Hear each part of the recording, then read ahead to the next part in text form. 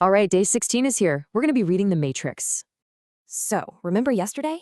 Our little ESP32 was the website, the main attraction. Today, we're totally flipping the script. Now, our ESP32 is browsing the web. So, that begs the question, right? How does our chip ask the huge internet for data? The answer is through something called an API. Think of it as rules for how computers talk.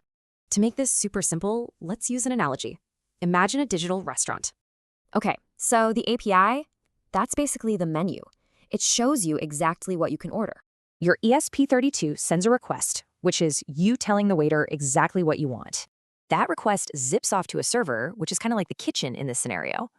And here's the cool part. The server prepares just the data you asked for, nothing extra. Okay, great, we've ordered. But how does the server package and send that data back? It comes back using a format called JSON. It's a really structured way to handle data. Just think of JSON as a perfectly organized dictionary, but for computers. It uses key and value pairs, like a word and its definition.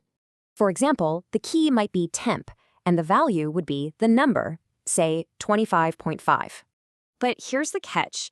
Microcontrollers have very limited memory for all this text. The solution? We use a library like Arduino JSON. It's basically a digital translator. It gets the text, hunts for the exact key we need, and just yanks out the value. And boom, our code now has that one single piece of data it actually needed.